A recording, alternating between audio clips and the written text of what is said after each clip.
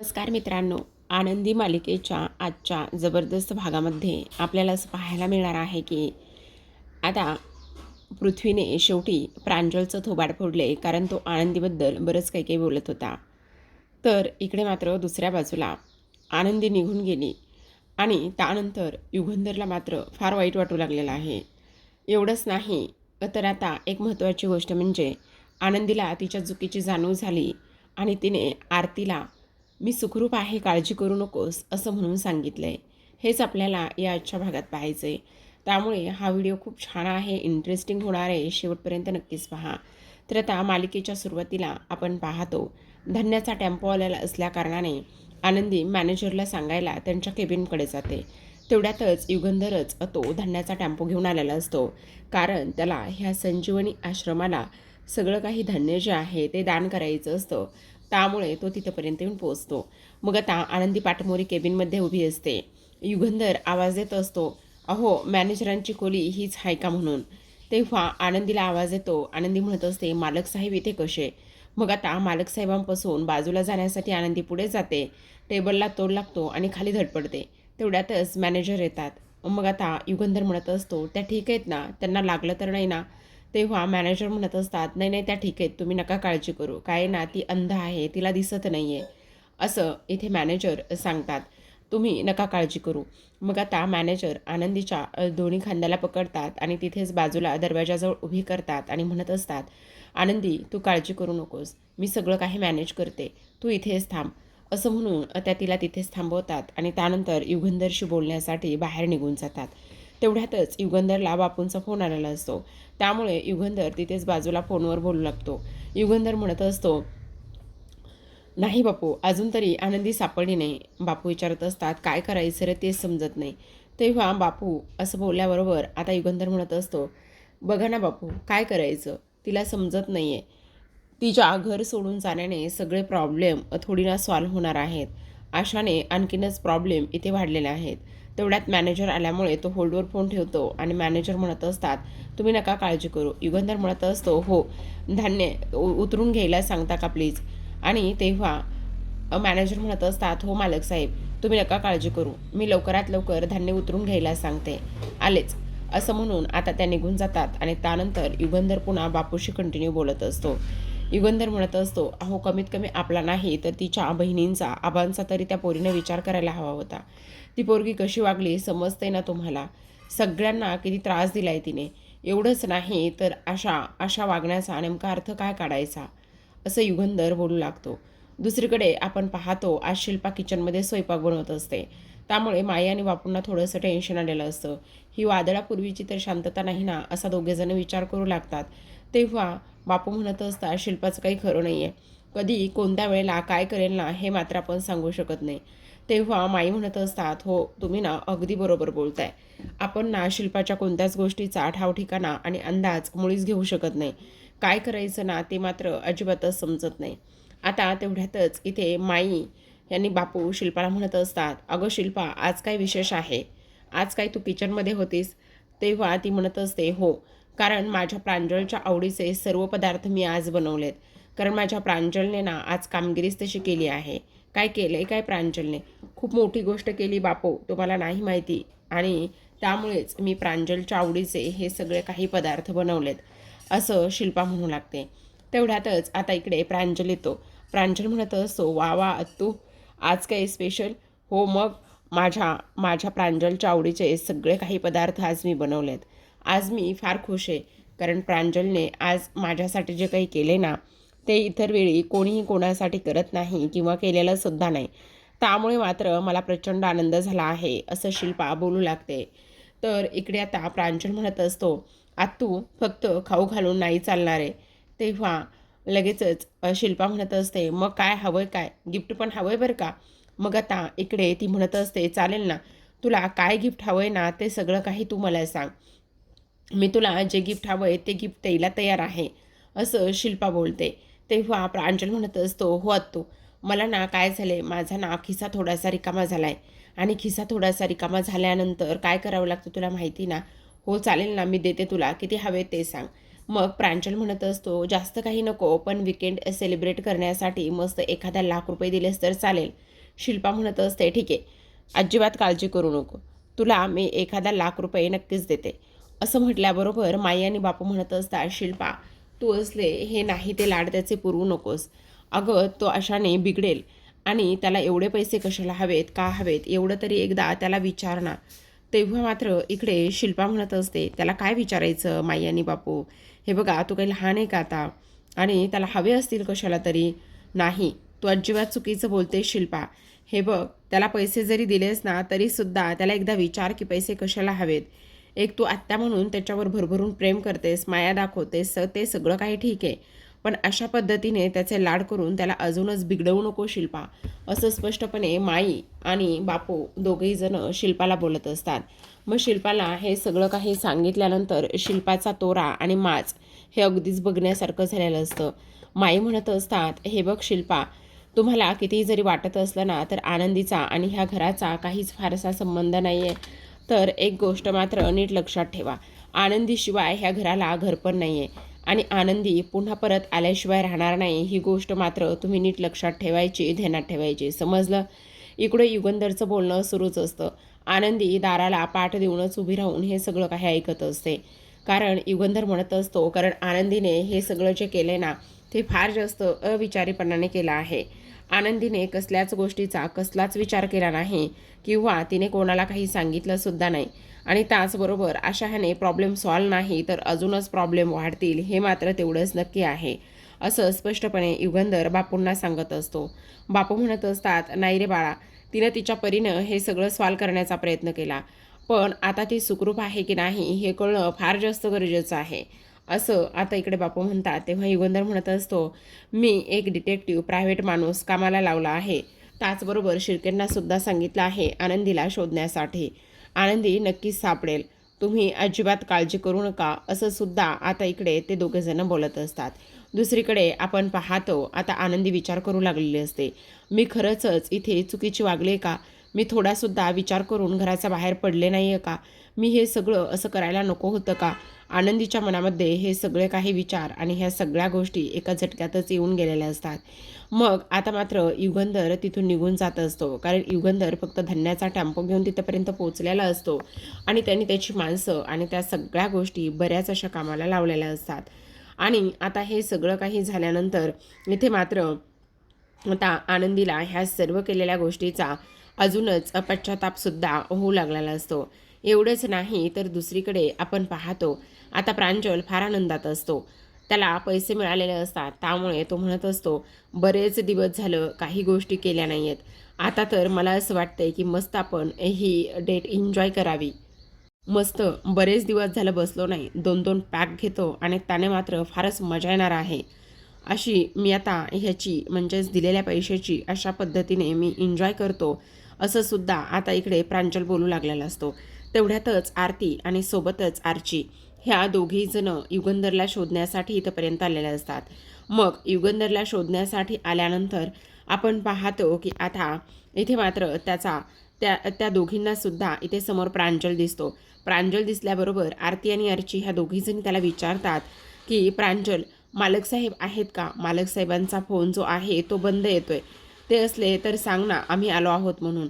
तेव्हा प्रांजल त्यांच्यावर चिडतो आणि म्हणत असतो, मुळात तुम्ही इथे आलेला आहात ही गोष्ट मी का आणि कशामुळे सांगू, मी अजिबात तुम्ही इथे आलेली ही गोष्ट कोणालाही कसल्याही पद्धतीने सांगणार नाही, समजलं. तेव्हा मात्र इथे आता ती म्हणत असते, अरे असं काय करतोयस. तेव्हा तो म्हणत असतो, मुळात आमचे बाबा इथे त्यांचा टाईम आणि ह्या सगळ्या गोष्टी वेस्ट करून तुम्हाला का बरं शोधतील, त्यांचा ह्या सगळ्या गोष्टी शोधण्याचा काय संबंध आहे, काही एक संबंध नाही, समजलं. तुमची ती बहीण आता इथे माझ्या बाबाला फसवून आणखी तिकडे दुसरीकडे कुठेतरी कोल्हापूरला वगैरे गेली असेल आणि तिथे जाऊन आणखी ती एखादा माणूस पटवेल किंवा त्याच्यासोबत लग्न करेल, कारण तुम्ही लोक आहातच तसे थर्ड क्लास वगैरे. अजिबात मी तुम्हाला इथे उभं करणार आहे, आत्ताच्या आत्ता इथून निघून जा, आम्हाला काही कामधंदे नाही आहेत का, ती तुमची बहीण निघून गेलेली आहे ना, मग तुम्ही तिच्यामुळे आम्हाला काय इथे कामाला लावताय, असं प्रांजल बोलत असतो. आता मात्र प्रांजल हे सगळं काही बोलल्यानंतर आरती म्हणत असते, प्रांजल तू खूप जास्त बोलतोयस, हे बघ हे सगळं बोलण्याची तुला काहीच गरज नाही आहे, आम्ही फक्त तुला विचारतोय की मालक साहेब घरी आहेत का किंवा त्यांचा काही फोन वगैरे आला होता का, कारण मालक साहेब आनंदीला इथे शोधायला गेले होते. मग तू अशा पद्धतीने कसं काय बोलू शकतोस? तेव्हा मात्र तिथे पृथ्वी आलेली असते. आता पृथ्वी आल्याबरोबर इथे आरतीने ह्या प्रांजलचा माज उतरवण्यासाठी त्याच्यावर हात उचललेला असतो. पण पृथ्वी मात्र इथे आरतीचा हात पकडतो आणि तेव्हा तो म्हणत असतो, तुझी हिंमत कशी झाली माझ्या भावावर हात उचलण्याची? तेव्हा आरती त्याला म्हणत असते, त्याला एकदा विचार त्याची हिंमत कशी झाली माझ्या बहिणीला असं काहीतरी बोलण्याची. तेव्हा आता आरती म्हणत असते, हो, कारण आतापर्यंत हा खूप बोललाय. याची हिंमत कशी झाली माझ्या ताईला अशा पद्धतीने अपशब्द बोलण्याची? समजलं? ती माझी ताई आहे आणि तिच्याबद्दल बोललेलं एकही शब्द आम्ही ऐकून घेणार नाही. समजलं तुला? असं म्हटल्याबरोबर आता मात्र इथे त्या दोघी जणी निघून जातात. त्या दोघीही जणी निघून गेल्यानंतर पृथ्वी म्हणत असतो, काय रे, तू मला सांगितलं ना की आनंदी अर्ध्या तासापूर्वीच इथे आबांकडे पोहोचली म्हणून. आनंदी कुठे आहे? तेव्हा तो म्हणत असतो, मला नव्हतं वाटत की तू आनंदीला शोधायला जावं, म्हणून मी तुझ्यासोबत सरळ सरळ खोटं बोललो आहे. असं बोलल्याबरोबर आता मात्र इकडे पृथ्वीला राग येतो आणि तेव्हा आरती आणि आरतीसुद्धा म्हणत असतात की बघ एकदा तुझ्या घरी काय काय उद्योग सुरू आहेत ना ते बघ अगोदर, माझ्या बहिणीला आल्ला मोठा नाव ठेवायला. असं म्हणून तो निघून जातो. तेव्हा प्रांजल म्हणत असतो, जा जा, जिकडे जायचं आहे तिकडे जा, तिकडे जाऊन तुमच्या बहिणीला शोधा अगोदर. तेव्हा मात्र पृथ्वीचा ताबा सुटतो आणि पृथ्वी ह्या प्रांजलला चांगलेच 2 फटके लावतो. अशी कानाखाली वाजवतो की काही विचारूच नका. याची असली नसली सगळी काही इथे उतरलेली असते. आता तो म्हणत असतो, दादा तू मला का मारलंस? ह्या असल्या थर्ड क्लास लोकांसाठी तू मला मारलंस? तेव्हा पृथ्वी म्हणत असतो, प्रांजल एक जरी शब्द बोललास ना तर याद राख, पुन्हा आणखी एक वाजवेल, कारण मला त्यांच्यासमोर तुला मारायचं नव्हतं. तुझी हिंमत कशी झाली आनंदीला असं काहीतरी बोलण्याची? एखाद्याचा राग, तिरस्कार किंवा एखादी व्यक्ती आवडणं इथंपर्यंत ठीक आहे, न आवडणं इथंपर्यंत ठीक आहे, पण त्याच्याबद्दल असे अपशब्द बोलण्याची तुझी हिंमत कशी झाली? हेच आपल्याला आपल्या आईनं संस्कार दिलेत का? आपल्या आईंच्या संस्कारांचा असा बाजार तू मांडलायस का? का बोललायस असं सांग? तुझी हिंमत कशी झाली हे सगळं काही बोलण्याची? तेव्हा तो म्हणत असतो, कारण मला ना तू त्या आनंदीला शोधायला जायला अजिबातच नको होतं, म्हणून मी हे सगळं काही बोललो. असं बोलल्याबरोबर आता मात्र इकडे पृथ्वी त्याला म्हणत असतो, हे जर तू मला सरळ सरळ पद्धतीने सांगितलं असतंस ना तरीसुद्धा मी तुझं हे सगळं काही ऐकलं असतं. तुला हे सगळं अशा पद्धतीने सांगायची आणि हे सगळं करण्याची अजिबातच गरज नव्हती. तू असं करून काय सिद्ध केलंयस तुला कळतंय का? अरे आपल्या आईंचे संस्कार आणि त्याचबरोबर आपण किती खालच्या थराला जाऊन वागतो हे सगळं काही त्यातून सिद्ध होतंय. तुझ्या गोष्टी लक्षात येत आहेत का? तेव्हा प्रांजल म्हणत असतो, पण मला नव्हतं इथे हे सगळं काही तू करावं असं वाटत, म्हणून मी अशा पद्धतीने इथे वागलो आहे. समजलं तुला? असं सुद्धा आता इकडे तो बोलत असतो. आता हे सर्व काही बोलल्यानंतर आपण पाहतो इथे मात्र प्रांजल हा चुकीचा ठरलेला असतो आणि त्यानंतर पृथ्वीने त्याचा चांगलाच माज वगैरे उतरवलेला असतो. आता पृथ्वी म्हणत असतो, हे बघ, हे आपल्या आईचे अजिबात संस्कार नाही आहेत. काही जरी झालं ना तरी एक गोष्ट मात्र नीट ध्यानात ठेवायची, इथे मात्र आनंदी ह्या घरचा भाग जरी नसली ना तरीसुद्धा एक माणूस म्हणून आणि ह्या सगळ्या गोष्टी म्हणून इथे मी हे सगळं काही करणार होतो आणि त्याचबरोबर इथे आपल्या चुकीची शिक्षा उगाचच इथे निर्दोष लोकांना नको म्हणून मी हे सगळं काही करणार होतो. तुझ्या लक्षात येतंय का? असं सुद्धा आता इकडे तो त्याला बोलत असतो. आता हे सर्व काही बोलल्यानंतर पृथ्वी मात्र रागाने तिथून निघून जातो आणि तो रागाने तिथून निघून गेल्यानंतर आता मात्र इकडे ह्या प्रांजलचं डोकं मात्र थोडंसं ठिकाणावर आलेलं असतं. तर आता प्रेक्षकांनो इकडे दुसऱ्या बाजूला आपण पाहतो जो काही डिटेक्टिव्ह माणूस इकडे हायर केलेला असतो तो डिटेक्टिव्ह माणूस आता इथे मात्र सगळी काही कोल्हापुरातली अपडेट इथे युगंधरला देत असतो.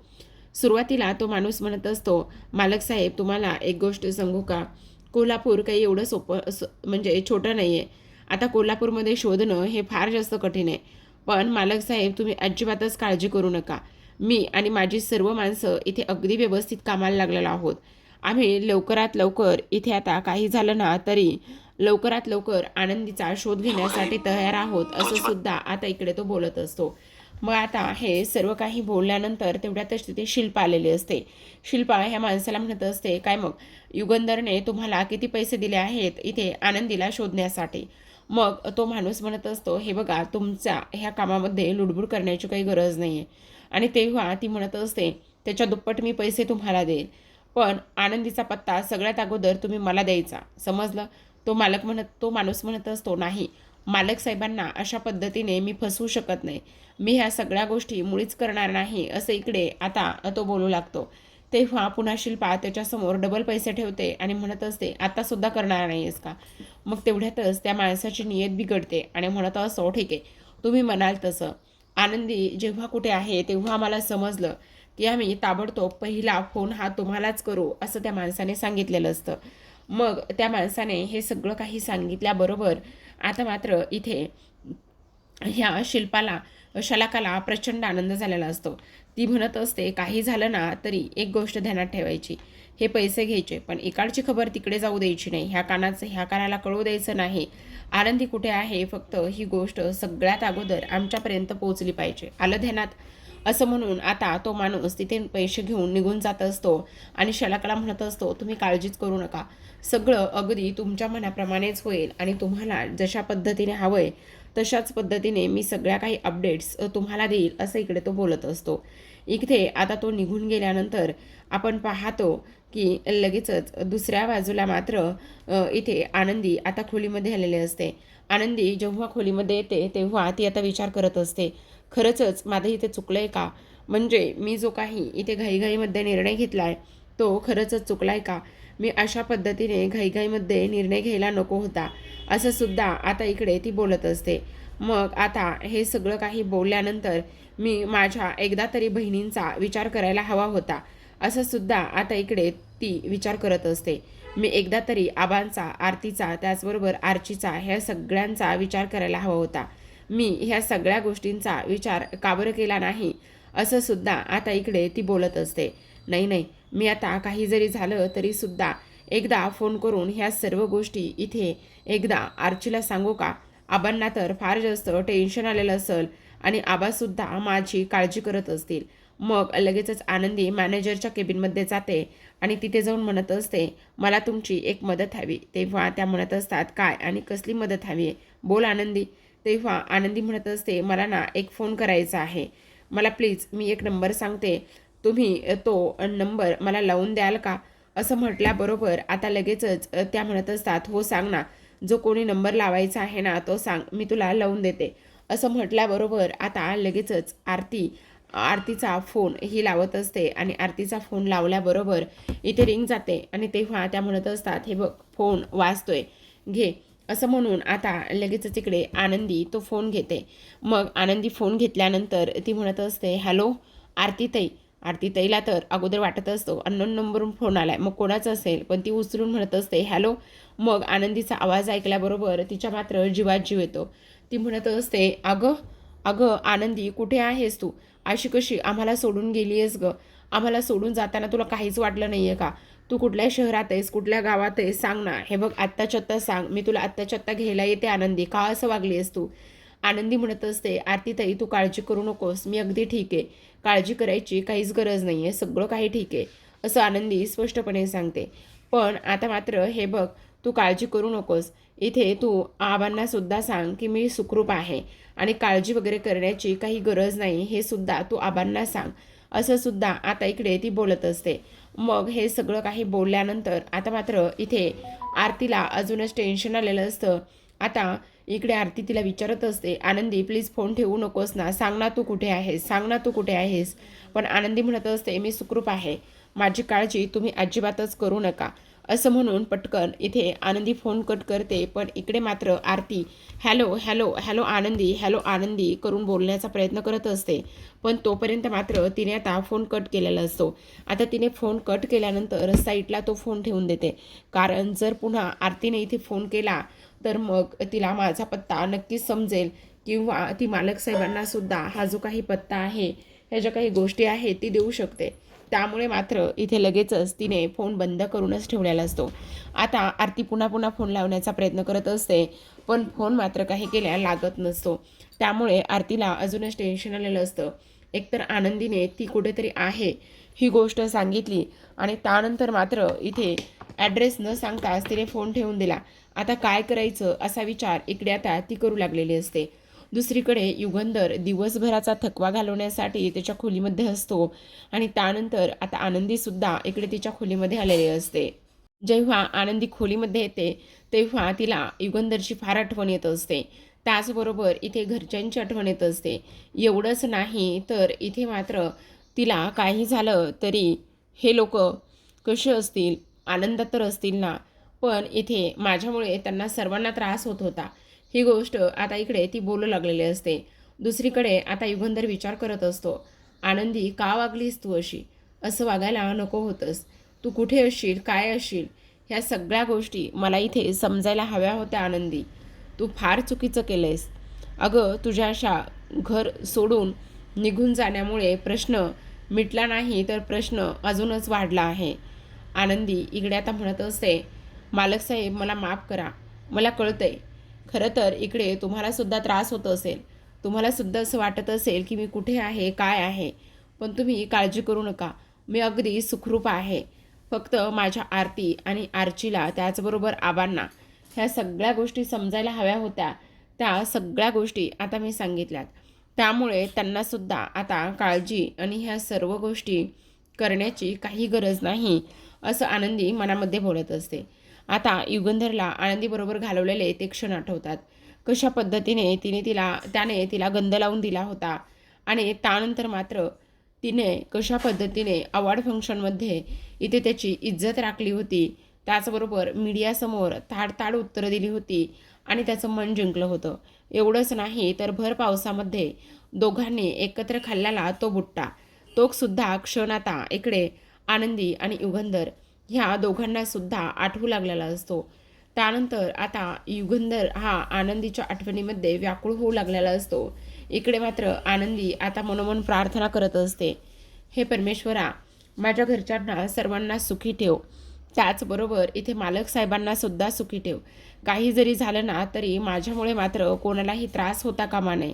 त्याचबरोबर इथे मी त्या घरातून निघून आली आहे तर सर्वांची प्रश्न सुटली असतील अशी मला आशा आहे, असं आनंदी बोलत असते. आणि त्यानंतर मात्र हे सगळं काही बोलल्यानंतर आता इकडे युगंधर म्हणत असतो, नाही आनंदी नाही, तू घर सोडून गेलीस तर प्रश्न वाढला नाही, सुटला नाही तर तो अजूनच वाढलाय. पण तू काळजी करू नकोस. काही जरी झालं ना तरीसुद्धा मी तुला नक्कीच शोधेल, असं युगंधर आता मनोमनच बोलून आनंदीला एक वचन दिल्यासारखंच तो करत असतो. तर आता प्रेक्षकांनो, आजच्या भागामध्ये एवढंच. उद्याचा भाग फार कमालीचा आहे, कारण उद्याच्या भागामध्ये ना थेट नागपंचमी विशेष दाखवलेला आहे. नागपंचमी दिवशी इथे युगंधर हा पूजा करत असतो आणि एक बॉक्स इथे घरामध्ये आलेला असतो. जेव्हा विद्याधर तो बॉक्स पाहतो तेव्हा त्याच्या पायाखालची जमीन सरकते आणि तो त्याच्या माणसांना म्हणत असतो, तुम्ही सर्वजण डोक्यावर पडलायत का? तुमची हिंमत कशी झाली हा बॉक्स इथे घेऊन येण्याची?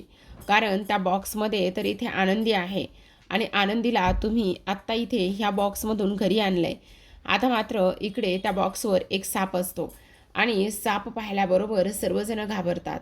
हा विद्याधर जो आहे तो विद्याधरच्या समोरच साप जातो आणि त्याला डंक मारणार असतो. पण तेवढ्यातच आता इकडे मात्र पूजा करता करता युगंधर उठतो आणि सापासमोर उभा राहून आता इथे शंकराचा मंत्र तो म्हणत असतो. जेव्हा तो मंत्र म्हणतो तेव्हा मात्र इथे साप जो आहे तो निघून जातो. साप निघून गेल्याबरोबर सगळ्यांना आनंद होतो. माई म्हणत असतात की हा कसला तरी एक दैवी संकेतच आहे, असं म्हणून सगळेजण इथे सापाला नमस्कार करत असतात. पण तेवढ्यातच आता इकडे दैवी संकेत असं म्हटल्याबरोबर इथे युगंधरचं लक्ष त्या बॉक्सकडे जातं आणि तो म्हणत असतो, हा कसला दैवी संकेत आहे? नक्कीच काहीतरी असेल असा युगंधर विचार करतो आणि त्यानंतर मात्र लगेचच आता इकडे तो त्या बॉक्सकडे जाऊन तो बॉक्स ओपन करण्याचा प्रयत्न करत असतो. पण त्यामध्ये तर आनंदी असते. जर आता बॉक्स ओपन केला आणि आनंदी त्यामध्ये दिसली तर ह्या विद्याधरची पुरती वाट लागणार असते. काय होईल बरं प्रेक्षकांनो, कमेंट करून नक्की सांगा. भेटूया उद्याच्या रिव्ह्यूमध्ये. तोपर्यंत तुम्ही पाहत राहा आनंदी.